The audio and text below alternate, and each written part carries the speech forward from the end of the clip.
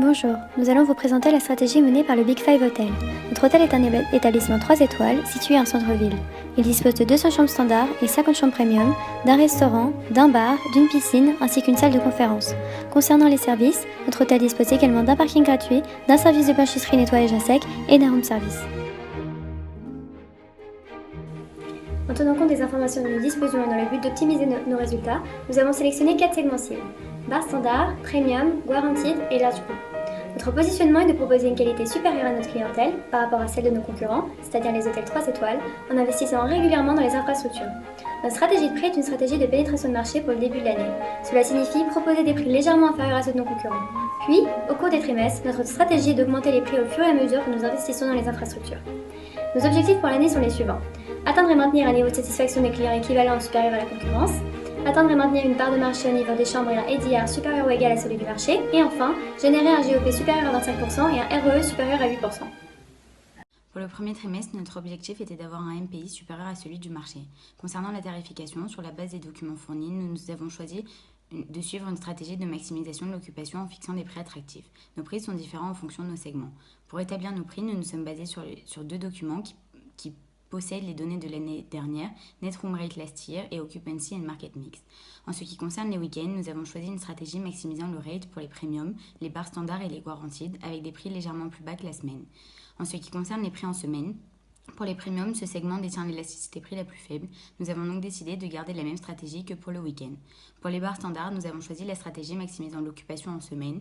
Pour les guaranteed, nous avons fixé les prix à $160, ce qui est aligné avec les prix de l'année précédente. En ce qui concerne les large groups, nous nous sommes basés sur l'année précédente et avons fixé les prix légèrement inférieurs afin de maximiser l'occupation.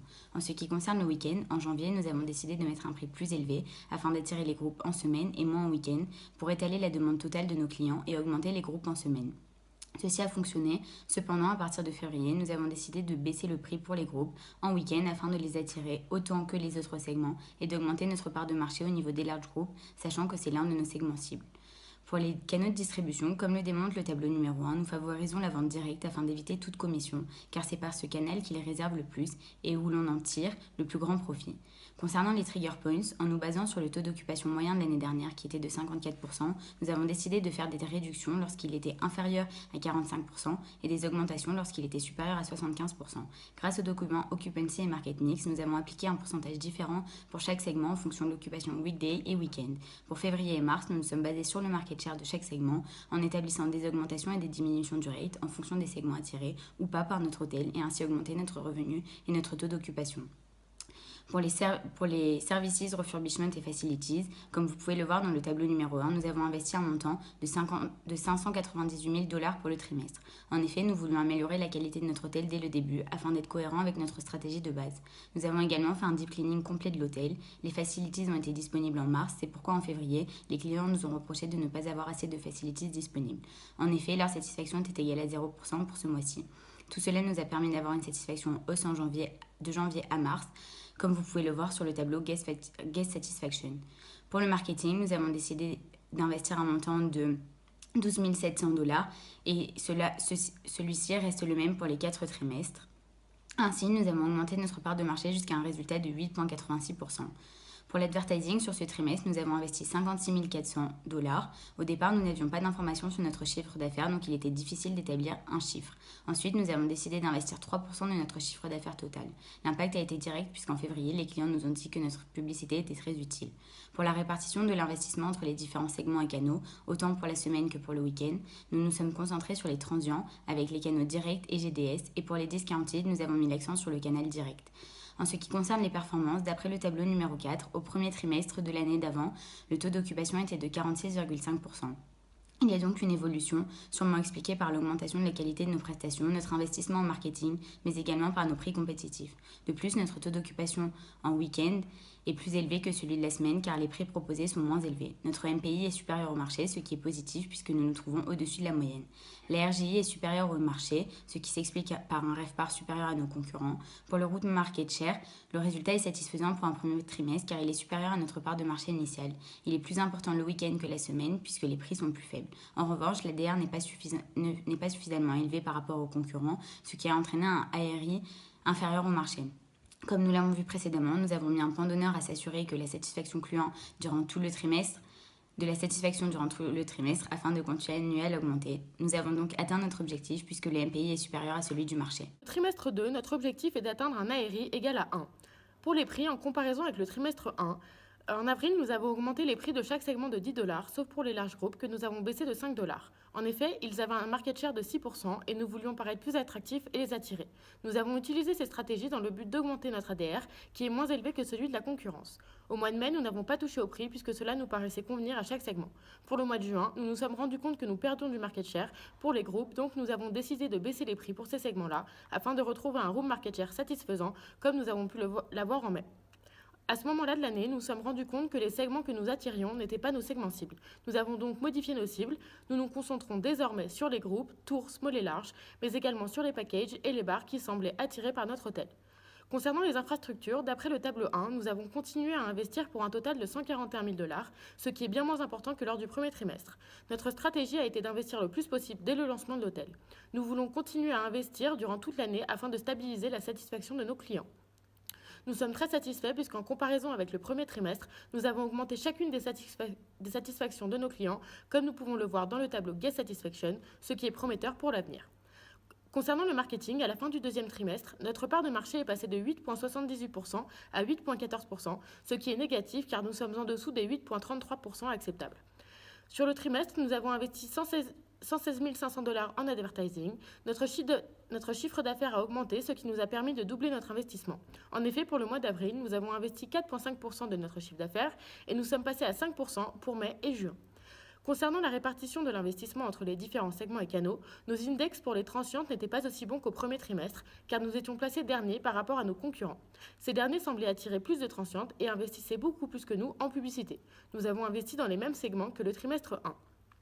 Concernant les performances, comme vous pouvez le voir dans le tableau numéro 3, par rapport au trimestre 1, le taux d'occupation a augmenté de 10 points. Cela s'explique par l'apparition de nos nouvelles facilities et services répondant enfin aux attentes des clients. La MPI a baissé car nous avons légèrement augmenté nos prix pour augmenter notre ADR. L'ADR a donc réellement augmenté, ce qui est positif et qui nous permet de remonter l'ARI qui se rapproche de celui du marché. Cependant, il est toujours trop faible par rapport aux concurrents, ce qui s'explique toujours à cause de nos prix moins élevés que la concurrence. La RGI a augmenté et reste supérieure au marché. Cela s'explique par un RevPAR qui a augmenté du fait de l'augmentation du taux d'occupation et de l'ADR. Pour le room market share, il a très légèrement baissé, mais il reste supérieur à notre part de marché initiale. Nos clients sont plus satisfaits qu'au premier trimestre, notamment grâce aux facilities, comme on a pu le voir dans le tableau Guest Satisfaction. En conclusion, notre objectif n'est pas atteint, car l'ARI est égal à 0,9, donc inférieur à 1. Concernant le troisième trimestre, notre objectif est d'avoir un room market share supérieur à 8,80%. Concernant les prix, nous avons augmenté les prix en juillet car le market share et la qualité de l'hôtel étaient satisfaisants. En juillet, l'augmentation des prix des groupes est moins importante que celle des transients et des discounted car nous voulions avoir des prix compétitifs pour nos segments cibles. Concernant les segments qualified, nous nous sommes rendus compte que nous étions trompés. Nous voulions augmenter les prix pour les week-ends et les baisser pour les weekdays. Or, nous avons fait l'inverse. En août, globalement, nous avons gardé les mêmes prix car le market share était plutôt positif. En septembre, nous avons été trop ambitieuses concernant les prix, or nos clients ne nous suivaient pas. Le market share est alors en forte baisse. Nous avons donc diminué nos prix pour les transients et les discounted. De plus, nous avons baissé les tours afin d'augmenter le market share de l'un de nos segments cibles. Pour les services et refurbishment, nous avons investi la somme de 28 000 $ durant ce trimestre-là. En effet, nous voulions économiser afin d'investir dans des services et facilities utiles à nos clients, pour lesquels nous n'avions pas de fonds nécessaires pour le moment. À cause de ce manque d'investissement, la satisfaction a malheureusement légèrement baissé. Pour le marketing, notre part de marché à la fin du troisième trimestre est passée à 9,2%. Pour les advertising, nous avons investi 200 000 francs en publicité. Durant le mois de juillet et août, nous avons investi à la hauteur de 5,3% de notre chiffre d'affaires total et nous avons gardé la même stratégie. À la fin du mois d'août, nous avons reçu un commentaire de nos clients disant qu'ils voulaient en savoir plus concernant notre hôtel mais qu'ils ne trouvaient pas d'informations. C'est pour cela que nous avons alors investi à la fin du mois d'août le montant le plus important de cette année. Il faut regarder dans le tableau numéro 3. Nous avons alors doublé notre investissement dans différents segments. Nous avons réduit notre investissement dans les segments discounting GDS. Au total, durant le mois de septembre, nous avons investi 6% de notre chiffre d'affaires total. Ainsi, nous voulions augmenter notre part de marché en ayant un investissement supérieur à nos concurrents. Concernant les performances, nous constatons une évolution en ce qui concerne le taux d'occupation par rapport aux 2 autres trimestres. Cela montre une évolution sûrement expliquée par l'augmentation de la qualité de nos prestations, mais également par des prix compétitifs. De plus, notre taux d'occupation week-end reste plus élevé qu'en semaine car grâce à nos prix attractifs. Notre MPI est en augmentation, ce qui est très favorable puisque nous gagnons des parts de marché. Notre RGI a diminué par rapport au trimestre 2 dû à la baisse de nos prix. Notre GOP est en augmentation grâce à un net profit en pleine évolution. Les charges n'ont en effet pas augmenté dans les mêmes proportions. Pour le groupe Market Share, il n'a jamais été aussi important, ce qui est très satisfaisant car cela montre que notre hôtel apparaît comme plus attractif que certains de nos concurrents. En revanche, notre ADR a augmenté, mais pas dans les mêmes proportions que nos concurrents, ce qui explique la baisse de notre ARI. En effet, notre taux d'occupation a augmenté de manière plus importante que notre RevPAR. Concernant notre objectif, nous l'avons atteint, puisque notre Room Market Share est supérieur à 8,80%. Pour le trimestre 4, notre objectif est de maintenir un taux d'occupation au-dessus des 70%. Pour notre stratégie de prix, en octobre, sur la base des résultats du trimestre précédent, nous avons augmenté les prix pour les packages Guaranteed, Qualified et Contracted, car leur market share était important, ce qui nous a permis d'augmenter les prix. Pour novembre, nous avons baissé le prix des segments comme les Guaranteed, dont le market share était trop faible, et augmenté tous les groupes de 5$, ce qui n'est pas beaucoup, mais cela augmente plus que proportionnellement notre marge contributive. En décembre, nous avons baissé les bars et les tours de 5$ car il s'agit de nos segments cibles et nous voulions augmenter notre market share. Pour le marketing, notre part de marché à la fin du 4e trimestre est passée à 8,44%. Concernant l'advertising, le montant de notre investissement a légèrement diminué durant ce dernier trimestre. En effet, il est passé de 200 000 francs à 194 250 francs. Il a diminué proportionnellement à notre chiffre d'affaires. Nous avons maintenu le montant de notre investissement pour notre publicité de 6% du chiffre d'affaires total. Cependant, nous voulions mieux allouer nos investissements pour les segments que l'on n'attirait pas encore assez. Nous avions beaucoup investi pour le mois d'août, dernier mois du trimestre 3, et nous avons alors décidé que pour le premier mois du dernier trimestre, nous ne voulions rien faire, d'autant plus que nos index étaient toujours bons car ils étaient toujours à 5 sur 12.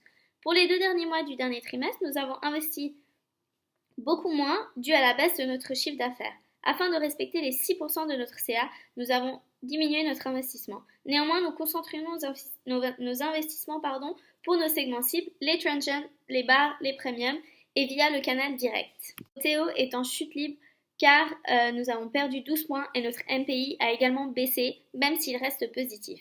Cela s'explique par le fait que la satisfaction de notre client a baissé dû à un manque d'investissement. De ce fait, notre room market share a également diminué, ce qui n'est pas satisfaisant puisque nous perdons des parts de marché. Notre RGI a baissé car notre RevPAR a baissé dû à un taux d'occupation plus bas et un ADR également en diminution. Notre GOP est en diminution également car notre net profit a connu une forte baisse. Il en est de même pour l'ADR qui a diminué passant de 207 à 200. Cependant, nous constatons que notre ARI a augmenté, ce qui prouve que l'ADR de nos concurrents a baissé par rapport aux autres trimestres. Nous ne sommes pas satisfaits de ce dernier trimestre puisque nous n'avons pas réussi à maintenir la satisfaction de nos clients. En effet, la qualité a baissé et nous n'avons pas suffisamment investi. Cela s'explique par le fait que nous n'avions pas les fonds nécessaires pour lutter contre cela. Peut-être avons-nous investi trop dans le passé. Cela a donc engendré la chute de nos indicateurs de performance. En conclusion, pour ce dernier trimestre, notre objectif n'est pas atteint car nous n'avons pas réussi à maintenir un taux d'occupation au-dessus des 70%. Pour les demandes de groupe, notre stratégie était de calculer le MAR. Pour cela, nous avons calculé la contribution des clients remplacés en prenant en compte notre taux d'occupation ainsi que notre bar au moment de la demande. En effet, nous ne voulions pas sacrifier notre prix pour avoir ces clients-là. Dû à notre MAR trop élevé par rapport à nos concurrents, ceux-ci sont résumés dans le tableau, nous n'avons pu accepter aucune demande de groupe durant l'année. En conclusion, revenons sur les objectifs donnés par le propriétaire de l'hôtel. Premièrement, notre niveau de satisfaction de clientèle se situe entre 70 et 80%, sauf concernant les facilities à 37%. Nous n'avons pas d'informations sur la concurrence, mais nous pensons que notre niveau de satisfaction générale est bon. Deuxièmement, nous avons réussi à avoir une part de marché au niveau des chambres supérieure à 8,33%, sauf dans les segments Qualified et Premium. Concernant notre ADR, nous avons eu un ADR de 143 sur l'année, c'est-à-dire en dessous de la concurrence à 198. Pour cela, nous n'avons pas satisfait cet objectif. Finalement, nous avons généré un GOP de 42,09% cumulé jusqu'à ce jour et un ROE de 7,44%.